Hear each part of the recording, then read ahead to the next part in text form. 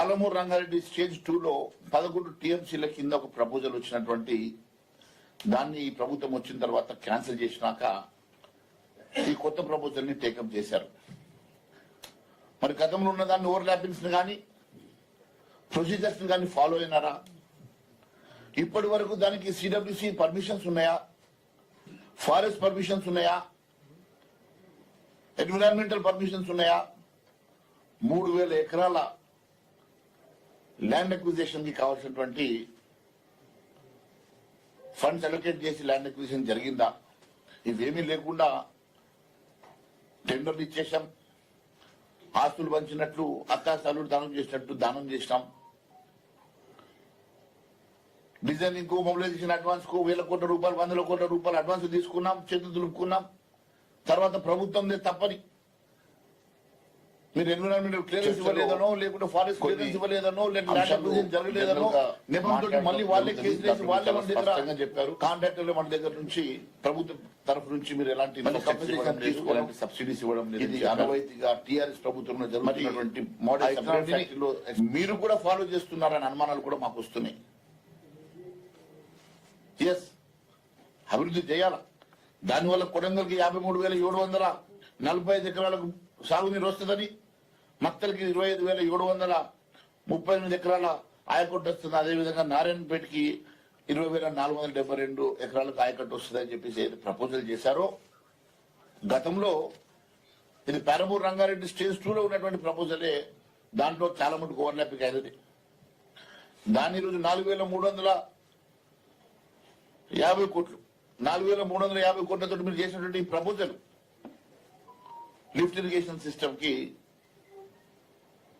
2గా divide చేసి పంపులను ఒకవైపు అర్ధవర్కులు ఒకవైపు చేసి ఈరోజు పూర్తిగా సగం భాగం ఈరోజు పొంగులేటి శ్రీనివాస్ రెడ్డి గారి కంపెనీ అనేటువంటి రాఘవకి ఇవ్వాలనే ఆలోచన ఇది ప్రజాస్వామ్యంలో మంచిది కాదు. ఒక రాష్ట్రానికి రెవెన్యూ మంత్రిగా ఉన్నటువంటి వ్యక్తి, బాధ్యతాయుతమైనటువంటి పదవిలో ఉన్నటువంటి వ్యక్తికి సంబంధించినటువంటి కుటుంబానికి సంబంధించినటువంటి కంపెనీ, వారికి ఆదాయ మార్గాన్ని ఇచ్చేటువంటి కంపెనీ ఈరోజు రాఘవ కంపెనీకి మీరు ఈ రకంగా 1000 కోట్ల రూపాయల వర్కులు ఇచ్చి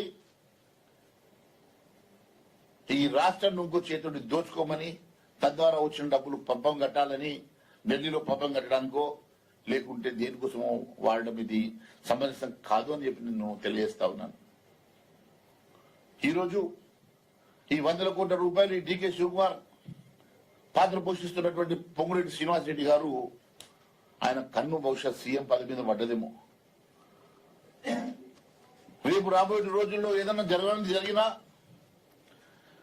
లేక ఏదో కారణం వల్ల జరపాల్సి వచ్చినా, లేకుంటే ఆ కుర్చీ మీద కన్నుబడి ఈ కార్యక్రమం చేస్తున్నాడా, తన వెనుక కొంతమంది ఎమ్మెల్యేలను పెట్టుకొని లేకుంటే బ్లాక్మెయిల్ చేస్తున్నాడా, లేక 100 కోట్ల రూపాయలు ఈరోజు కేంద్ర కాంగ్రెస్ పార్టీకి ఏఐసిసికి సపోర్ట్ చేస్తున్నాడన్న ఒక నెపంతో ఈరోజు ఆయన ఈ రకమైనటువంటి 1000 కోట్ల రూపాయల కాంట్రాక్ట్ తీసుకోవడానికి కారణమైందా? దేనికోసం ఈరోజు ఏఐసిసి ముఖ్యమంత్రి మీద ప్రెజర్ పెట్టి ముఖ్యమంత్రి సొంత నియోజకవర్గంలో సగం వర్క్ నిప్పించడానికి ప్రయత్నం జరుగుతున్నదో తెలియజేయాల్సిన అవసరం ఉన్నది. ఇది ఎవరో చెప్పింది కాదు, మీ కేబినెట్ ఉన్నటువంటి ఒక మంత్రి చెప్పినటువంటి సమాచారమే నేను రోజు మాట్లాడుతూ ఉన్నాను. ఈరోజు జరుగుతున్నటువంటి పరిణామాలు చూస్తూ ఉంటే సెకండ్ పొజిషన్ కోసం ఈ మంత్రుల్లో ఉన్నటువంటి రేస్ చూస్తూ ఉంటే ఈ రాష్ట్రంలో రాష్ట్ర అడ్మినిస్ట్రేషన్ కన్నా ఎక్కువ